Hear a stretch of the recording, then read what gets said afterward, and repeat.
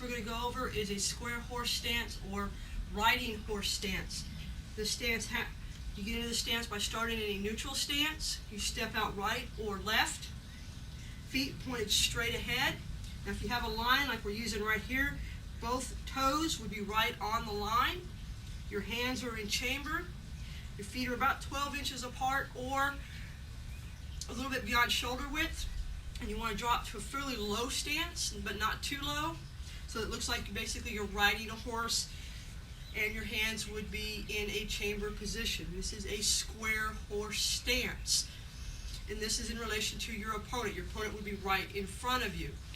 Now if I turn to a side horse stance, it's the same stance, but now I'm facing sideways to my opponent. So if I'm here and we're using our line, and I'm in a side horse stance, that means my opponent would be right here or right here.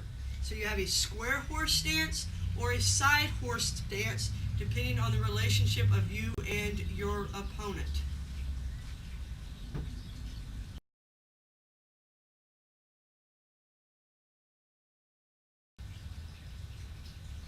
The next stance we're going to go over is a fighting stance or a fighting horse stance.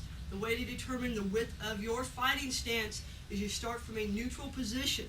Put all the weight on one of your foot, usually it's your left leg, and you take your right and put the toe out and stretch it until it naturally falls in position. That would be the natural width of your fighting stance. So if you were using a line to help with your relationship, you would have one foot on one side of the line.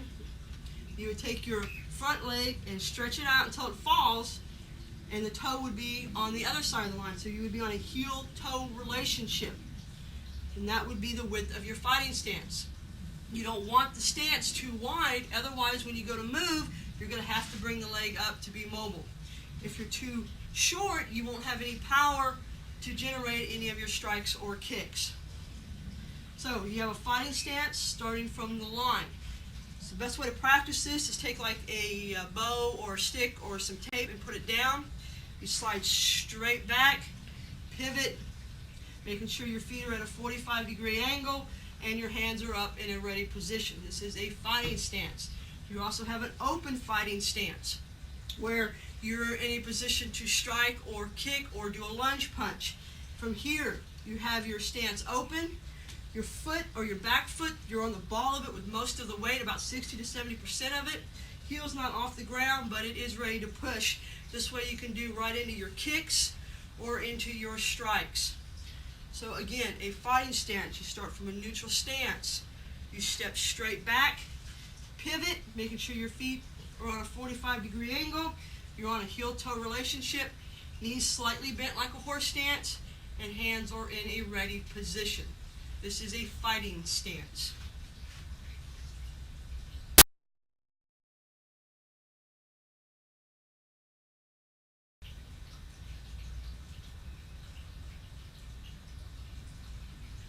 The cat stance, like a soft bow and a hard bow, is what we call a transitional stance. In other words, you're not going to stay there, you're going to get in and out of it, unlike a fighting stance where you would stay there. The cat stance is most commonly used to move from one position to the next, or when you don't have enough room to completely step back.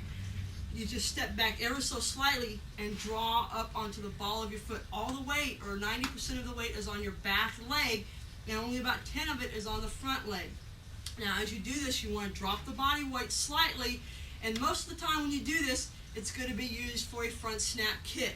So if someone throws a punch at you, you get slightly out of the range of the strike, and you can throw your kick without being jammed up. This can be used in any direction. Again, you step back, not very far, draw up, 90% of the weight on your back leg, drop the body weight, and about 10% of the foreleg up on the ball, and from here you would normally throw a front snap kick. Again, from a different direction, step back, draw to the ball, drop the body weight. From here, you would throw a kick. You would never strike from this position. This is called a cat stance.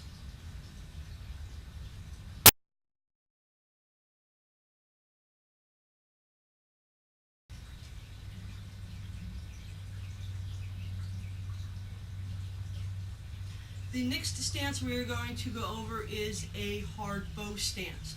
Whenever you throw a strike of any kind, you're going to have one of three power patterns. Either a linear or straight power pattern, a circular power pattern, or a drop of body weight. You have to have one of those three to make a strike effective. In this case, we're going to use a Hardbow, which is a linear power pattern. The best way to do this is you start from a neutral stance. You'll step straight back into your fighting stance. And as if you were going to throw a reverse punch, your back heel is going to turn, keeping it flat. Your back leg will lock out. Your forward leg will bend.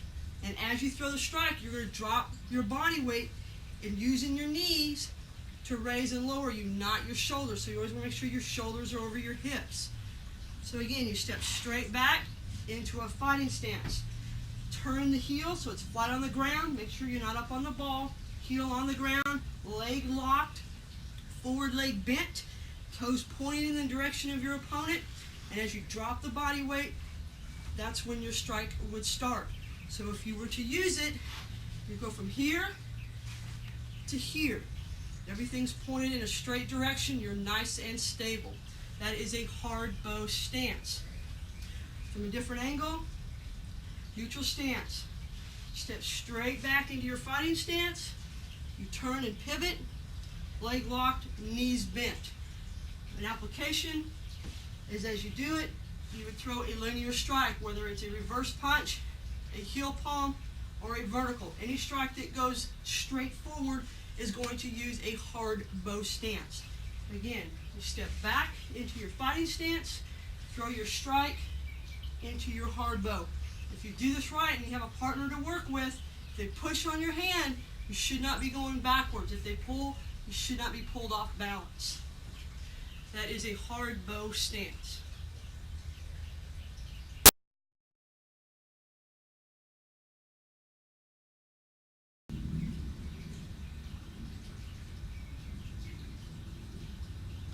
Our next stance is the Softbow. This will work with our circular power patterns. Just like a Hardbow, go from a fighting stance or side horse stance. And what you want to do, a Softbow, is where your knee is bent, you're up on the ball of your foot. This would be used for a circular action. So if I was here, I would use a circular strike such as an elbow. My foot would go into a Softbow. So it looks like this.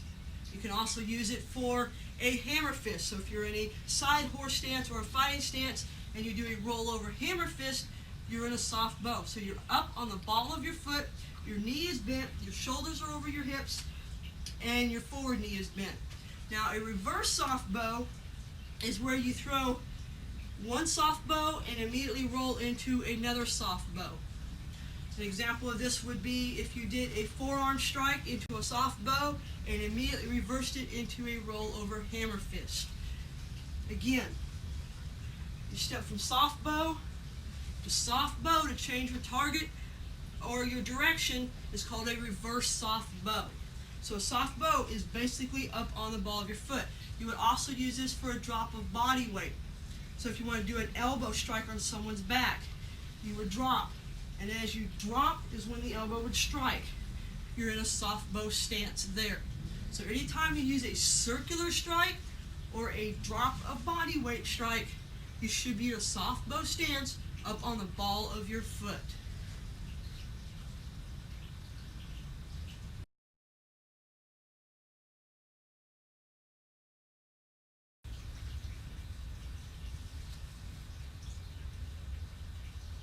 The first strike we're going to talk about is punches. The way we practice these punches is in our training position of a square horse stance. Usually you have one hand extended, one hand in chamber. Now when you throw a punch, let me do it from the sideways so that you can see, you don't want to bring the elbow out. You want to keep it straight. So as you throw your punch, you wait until the elbow leaves the rib cage area, then you roll it over. And when you roll it over, you want to make sure your wrist is flat and these two knuckles are pointing straight forward. Your striking would be the groin, the solar plexus, or even into the face. We usually don't recommend a face strike though.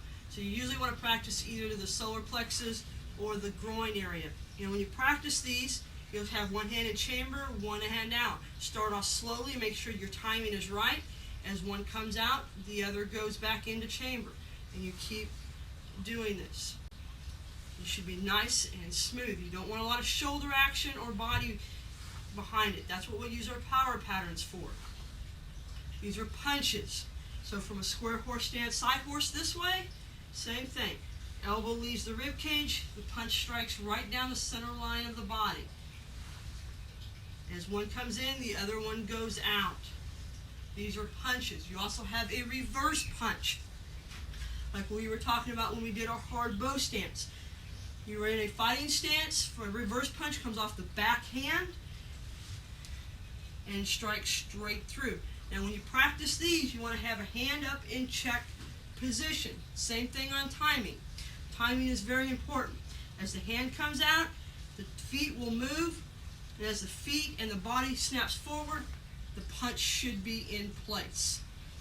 Again, so from our fighting stance, hands are up, hand in chamber, straight forward. As you drop the body weight and leg locks out, your punch will come into place.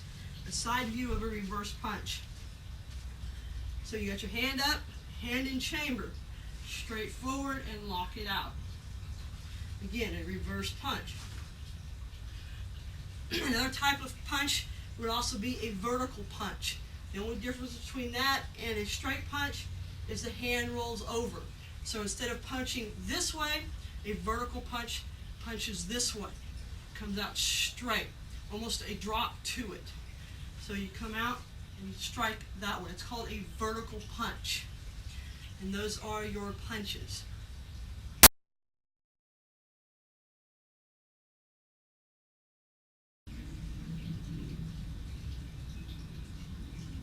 Our next strike is a heel palm strike. Just like a punch, you're going to use a linear strike, so you're going to need a Hardbow stance. So this one would go to Hardbow as you drive up. Now when you do a heel palm, you're hitting with the palm of your heel, fingers are bent back and out of the way so that the palm is extended forward, and it's a drive up motion. So you're coming up underneath the nose, a chin, or even into the solar plexus. So just like a punch or reverse punch starts in chamber, and you drive up as you go into a Hardbow stance. Again, from the side view, you're in your fighting stance, hand is in chamber. You strike up and into the body. That is a heel palm. Another way to use a heel palm is a downward action, like right under the bridge of the nose. You could use like a flex block, and then you would just strike the palm right under the bridge of the nose or even onto the chest. Again, it would be 1, 2. So you want a driving action. Snap that wrist down. Again, you could use like a flex block and then use a snapping action and drive that wrist down using the palm of the heel right on top of the nose. There is a heel palm strike.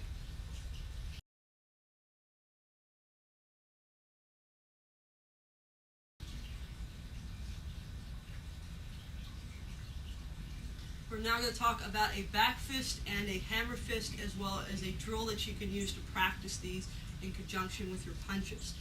Now a backfist, it's usually from a fighting stance or a side horse stance. You got your hands in a ready position. The back fist is going to come out. You're going to lead almost with your wrist as your knees are bent, and you're going to throw a slight body weight into it and a slight torque of the shoulder. Boom. Just like that. It's a really quick snapping action right to the side of the head. So you kind of lean into it as you drop the body weight, aim right for the face or the orbital eye socket. So 1, 2. Throw in that shoulder into it just at the last second to get that last umph into it. That is a back fist. Again, from your stance, you lean into it slightly, throw the shoulder into it, wrist leads, and then a snap. It's a really quick snapping action. Making sure you drop your body weight as you're doing this. So this is 1, 2. It is a back fist. You're still hitting with these top 2 knuckles. Another strike similar to that is a hammer fist. A hammer fist can be done this way to the side of the temple, or it can be done this way depending on how you're striking them. Most of the time you're going to strike hammer fist in this manner. You also have what we call a rollover hammer fist. We use it a lot to roll over into the groin strike. So a hammer fist would be a soft bow to horse as you come in and strike. Or if you're doing a rollover hammer fist, you're going to drop as you do into a soft bow this way. Also, another type of back fist you can do is a rollover back fist. Instead of doing it this way, you're going to come over the top and snap that way. You might use this if you're checking a hand down. As the face comes forward, you pop them this way, either into the eye or into the nose. So we have a back fist, a rollover back fist, we have a hammer fist, and a rollover hammer fist. The drill you can use to practice these is you start from a square horse position, put your right hand out and left hand in chamber. You're going to throw a punch straight to the face, you roll it over, back knuckle to the nose or face, bring it back in, hammer fist to the side of the face. You can also do this by changing targets to different parts of the body, moving up and down. So it's punch, back fist, hammer fist. Punch, back fist, hammer fist. Punch, back fist, hammer fist. Practice doing to different targets on the body so that you can move up and down the body. Those are some ways you can practice that particular drill.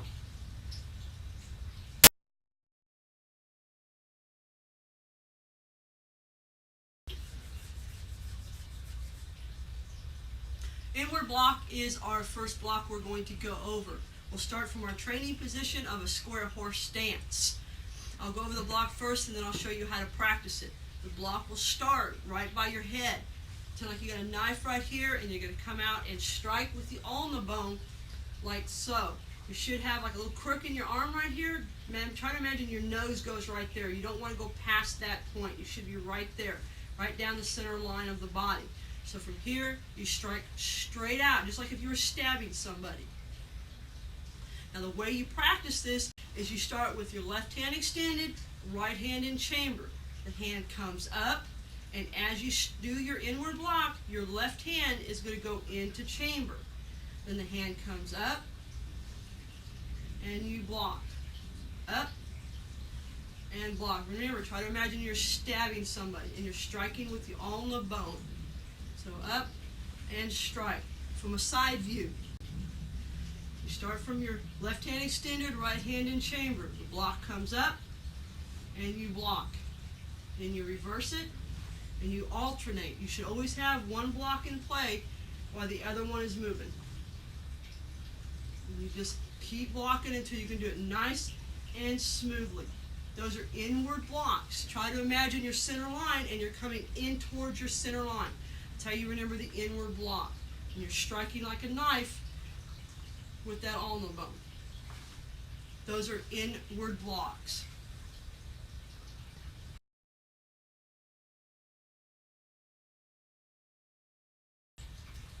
Our next block is the extended outward block. We'll start these again from our training stance of a square horse.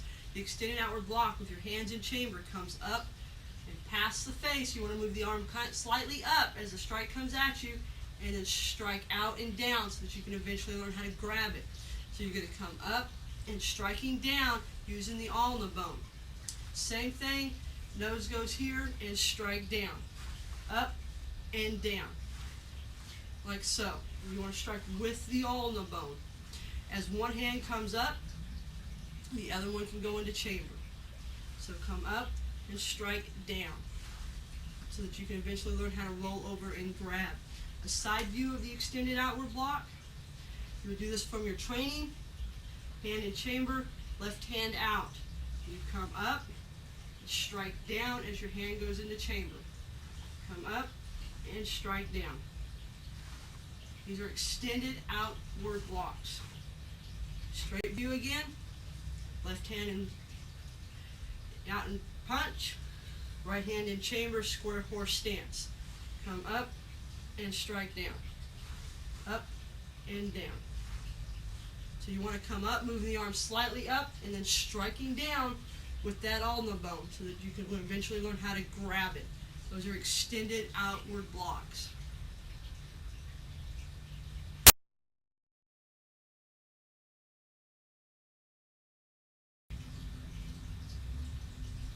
We're going to now teach you the upwards block. Like before, we go to our square horse stance. For right now, put both hands in chamber.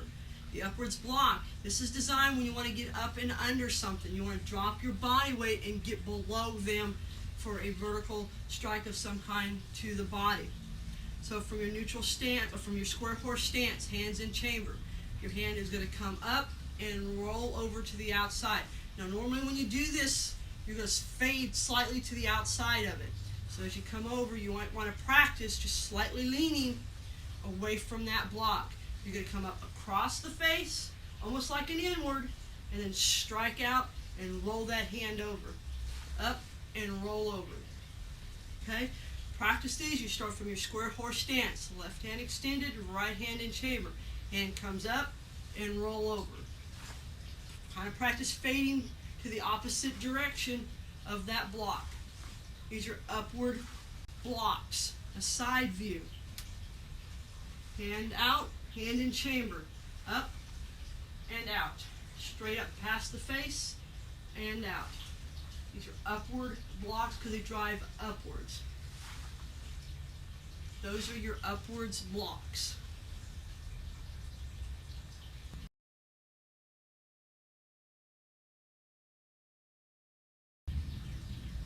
First kick we're going to teach you is a front snap kick. We're going to teach this to you from two different stances. The first one is going to be a cat stance.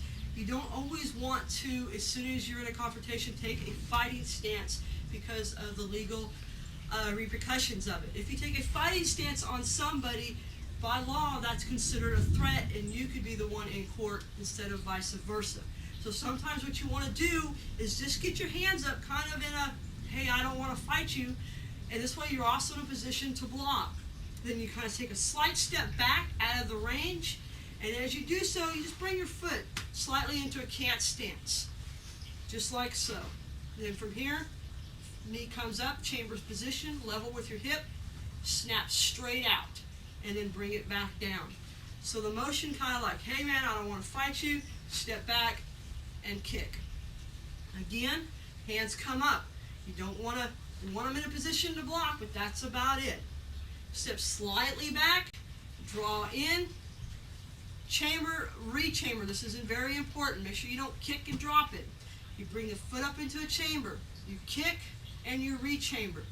Now, what do you kick with? Well, you can kick with your instep, you can kick with the ball or the point of the toes. Depends on what kind of shoes you have and what you're targeting. If you're barefooted like me, you don't really want to kick with the point of the toes. You either want to use your instep or your ball. Now, if you're kicking up into the groin, chances are you're going to use your instep. If you're kicking straight at something, like straight at the thigh, you use the ball of the foot. Now, if you got nice pointed boots on, steel-toed boots, point those toes. Come up, straight up the middle, chamber and re-chamber. Again, from this direction. Hands up in a guard position. Step back, draw to a slight cat, chamber, kick, re-chamber, and set down. Again. Those are front step kicks. A traditional way to practice this is from your fighting stance. Making sure your stance is open. You got it kind of on the ball of your foot like we talked about before. Hands in a ready position. There again. Chamber, kick, re-chamber, and set down. So up, kick, and down. Now remember, we don't want to kick any higher than the waist. So you're looking at a belt and below is your targeting. The higher you go, the better chance you have of you falling or getting your foot caught or blocked. Again, from a fighting stance. Hands up, feet in a ready position, get yourself nice and square, kick and re-chamber. And make sure you practice this both sides. On your test, you will have to demonstrate both left and right front snap kicks. Those are your front snap kicks.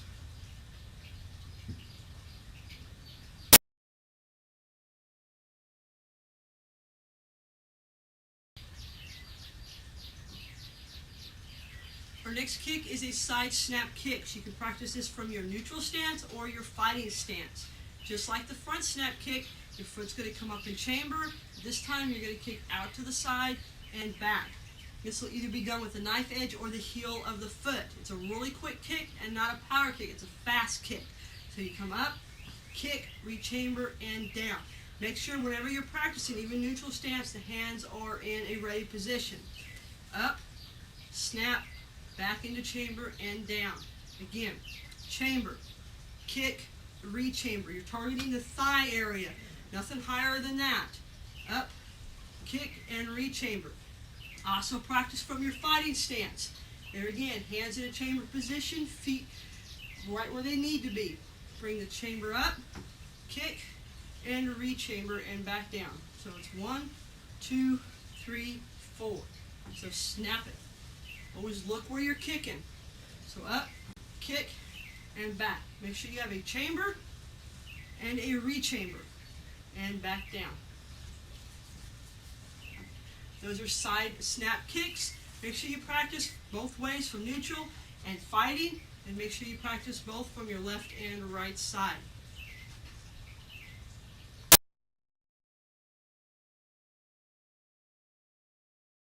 The next kick we're going to talk about is the back kick. It is the most powerful stationary kick you have. A back kick starts just like the rest of them from a neutral stance. You want to make sure you have a chamber and a rechamber. So the kick comes up, straight back, and down.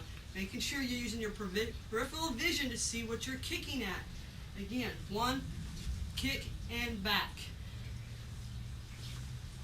These are back kicks. Do it from a slightly different angle. Up, kick, and down. Those are called back kicks. Okay, so the back kick you want to also practice from neutral as well as a fighting stance. So the same thing applies. Kick, chamber, and rechamber. Making sure you're watching what you're doing. You're seeing with your peripheral vision. Those are called back kicks.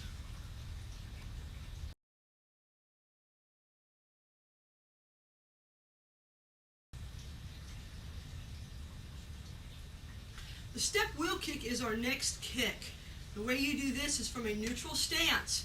Now what you've got is you've got an opponent coming straight at you with a punch or a strike of some kind. So we're going to evade the punch or the strike by sidestepping it to the 10-30 position with our left foot. So we step out. The knee comes up, points it at your opponent just to the outside, and you snap. So you should be hitting with the shin. Between your shin and your ankle is what you want to hit into the midsection or even into the thigh area. Again, we step, evade the strike, and kick. Again, a step wheel kick. We step, point, and kick. Make sure you practice this both sides. Left side, step right to the 230 position, hands in guard. And here, you should be able to control that kick. So you should be able to hold it if you're doing it right. Again, step, point, and kick. That is called a step wheel kick from a different angle. Step and kick. Again, sidestep the strike, point the knee, and snap it out. It's just like a half a roundhouse. From this angle, step, point the knee, and strike. Again, step, point your knee, and strike. That is called a step wheel kick.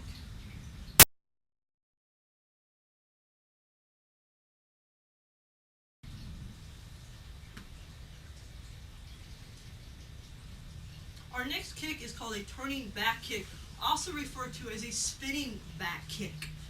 There are several ways to practice this one. The first way we're going to show you is from a neutral stance, which is the most common way you'll probably use it. What you want to do is from your neutral stance, you're going to step forward, either left or right, and you want to step in a reversed fighting stance. In other words, you don't want to be in the fighting stance we taught you. You want to reverse it so that your lead foot is ahead of your back foot. The reasoning for this is when you go to turn strike your opponent, you're doing a back kick. You don't want your other leg in the way. Then your foot will S out. From here, you see your opponent, look at it, throw the back kick, rechamber, and land into it into a fighting stance. Again, from a neutral stance, you want to step across your body, reverse your heel-toe relationship, turn. You should see your target before you kick. Kick, rechamber, and land. And when you first start practicing that, just get the mechanics down. The more comfortable you get with it, the faster you'll be able to spin, the more power you'll be able to generate. From a different angle, starting from a neutral stance, you step, reverse your heel-toe relationship, turn and look at your opponent or what you're kicking at, hands up, back kick, and land into it. Again, we'll try it with the other side. Step, reverse the heel-toe relationship, turn and look, back kick, and down. Again, we'll use the other leg this time. Step, turn and look. Make sure you're doing a nice, solid back kick, and land into it. The other way you can practice this is from the fighting stance to begin with. Now what you want to do when you use a fighting stance to start with is you're going to step forward and there again reverse your heel-toe relationship. This will also allow you to gain some distance and build up a little momentum into that kick. So from your fighting stance, you step, turn and look, kick, and down. It's the same as it was before, except we're already in the fighting stance. So we step, turn and look at your target, back kick, and land. That is a turning or spinning back kick.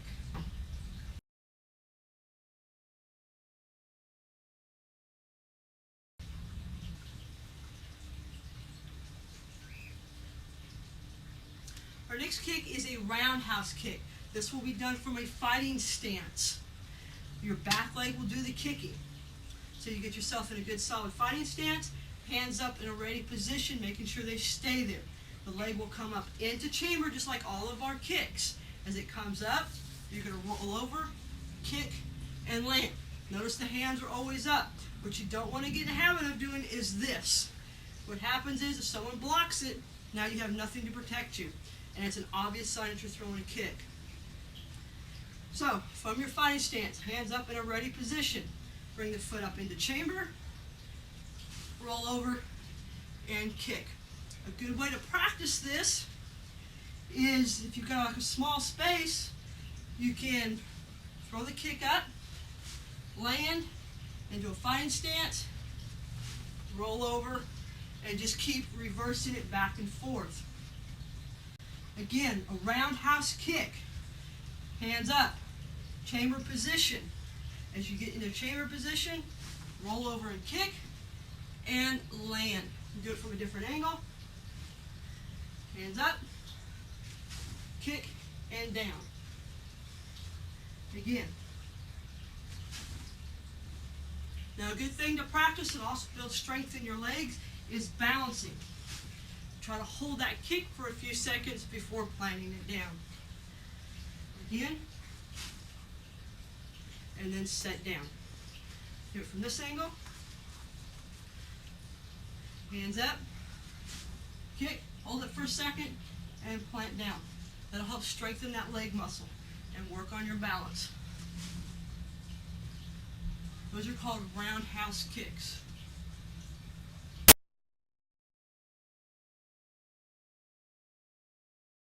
One of the most powerful kicks you have is a crossing back kick. This is used to gain that critical distance line. Now the cross will depend on how much distance you have to gain. At first just start off small and then work your way up. There's two ways to practice this. One, neutral stance. From a neutral stance, you're going to step into your opponent. As you step into him, your back leg is going to cross. This is what I was talking about. It depends on how big the cross is, depends on how much distance you want to cover. The wider the distance, the wider the cross. Cross, point, just like a turning back kick, point your butt right at your target, and throw a back kick, rechamber, and land into it.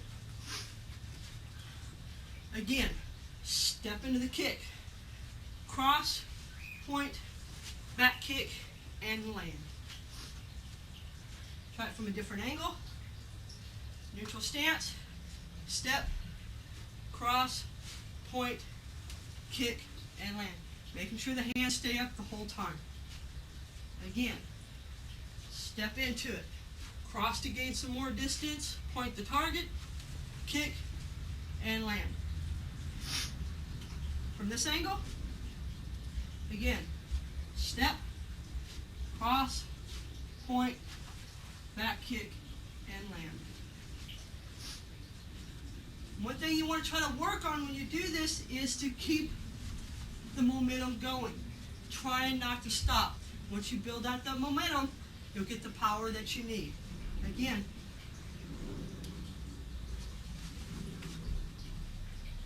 the other way to practice this, like I said, is from a fighting stance. You're already in the stance. So all you gotta do is cross, kick, and land. Or if you need to gain a little bit more distance, you can step, cross, kick, and land. That'll be up to you. Again, from your fighting stance, step, cross, kick, land. That is called a crossing back kick.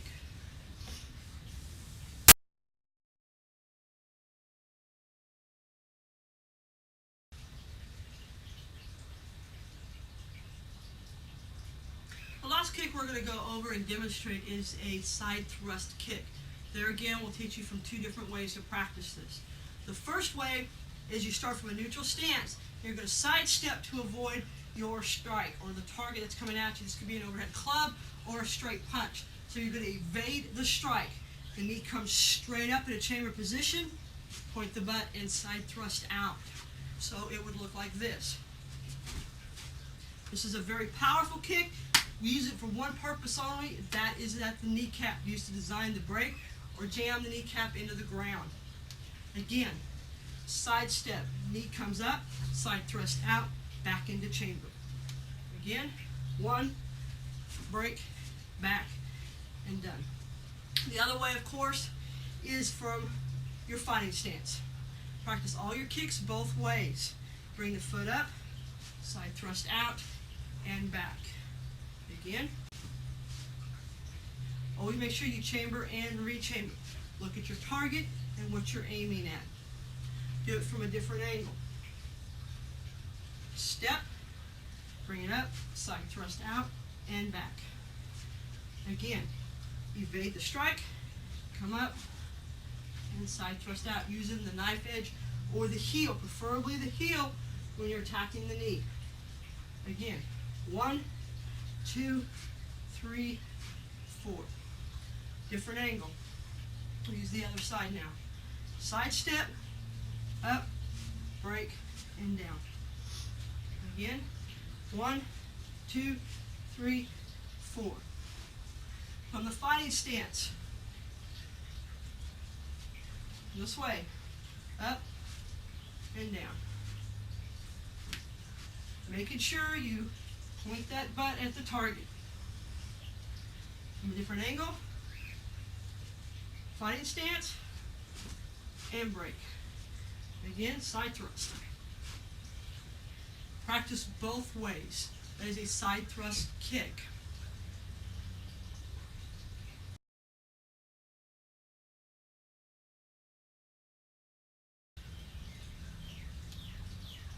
Now for your falls and rolls. We're going to go over 3 falls, your front fall, side fall, and back fall, as well as your forward roll. They all have the same principle, which is you want to spread the weight of the body over the whole area, not in one spot. The first one we're going to do is a side fall. Start all your falls from a squatted position. We back up just a little bit until you get used to it. From here, you're going to kick out as the hand comes up and side fall sideways. Again, kick out and fall. Making sure you slap with the foot and the hand and bring this up so you have it as protection. From a standing position, start from standing, These two will work together just like they're on a string. You come up and fall. Practice both sides so that you're just as good on the left as on the right. These will be very important when it comes time to using the techniques on each other.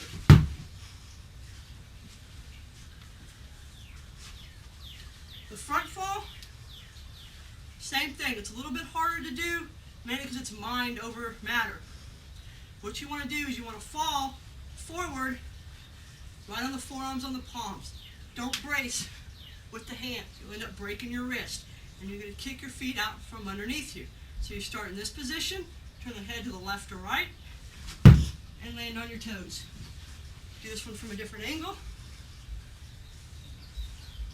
From a seated position or squatted position, hands up, turn to the left or right, and fall.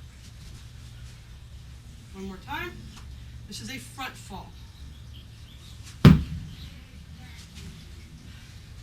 Last fall. Actually, let me do the front fall from a standing position so that you can see it. Hands in a ready position, and kick out. Try not to let any part of your body touch the ground except for the forearms and the toes. Again. Back falls. Same position, squatted position. Hands here, we're going to slap out both ways at about a 45-degree angle.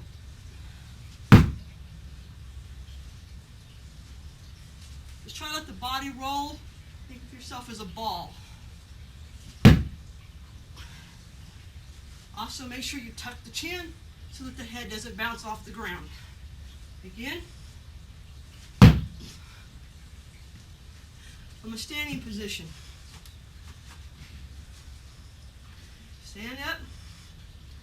Hands relaxed in a ready position if you need to. And just kind of let the legs roll over the head. Again. It is called a back fall. The last one is a forward roll. Let me kind of get in this corner over here. Start from a kneel position. Point the shoulder and the elbow in the direction you want to go. And this is the motion you want. You should come right across your back, turn your head, and looking where you've been. Foot up on the ball because you're going to push with your back foot. So a forward roll, stand up in a fighting stance. Again, forward roll, turn yourself under, feet over the head. And then try to come up into a fighting stance. The variation of this is a forward roll slap out. In other words, we're not going to come up into the fighting stance. Start from a seated position. This time, just like a side fall, we're going to slap out. Again.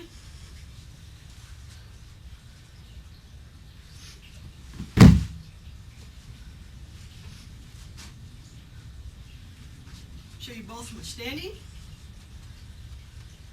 Start with whatever side you want. That leg should be forward. Forward roll into a fighting stance.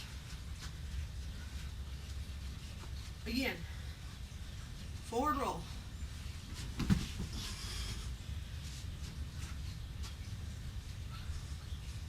Forward roll slap out.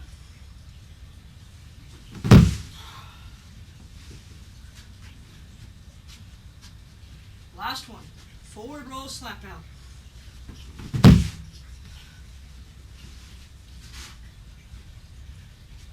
And that concludes the basics video.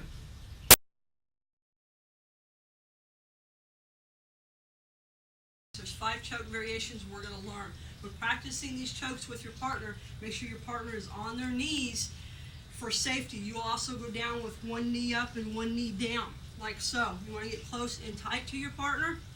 And remember, anytime your partner slaps, you want to immediately release the choke and bring your hands back behind them and then start again with the next one. The first choke we're going to go over is called a breath choke. we're going to take our hand and you're going to snake it in and around to their windpipe. When doing a choke, you never want to come out like this because they can block it or fight it. Here, it'll be a lot harder for them to resist it. You want to use the edge of your hand right here, right along the thumb, and when you snake it, that should be where it goes across the windpipe. So from here to here, that section right there should be across the windpipe. The thumb should be just barely past the throat. This hand, your left hand, will lay flat on the chest or on their shoulders. You're going to grab palm to palm, and you want to turn like you're turning a faucet on.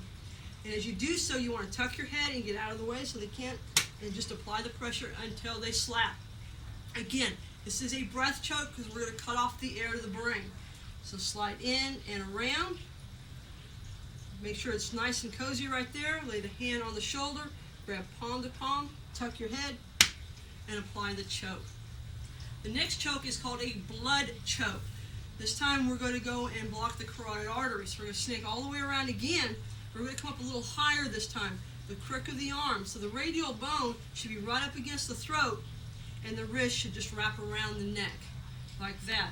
Same thing, grab palm to palm as you lay your hand down, and apply the pressure. Again, snake all the way around till the crook of the arm is on the neck, radial bone against the throat. Lay the hand on the shoulder, grab palm to palm, and turn. Doesn't take much pressure for them to start slapping. The next choke is called a scissor choke.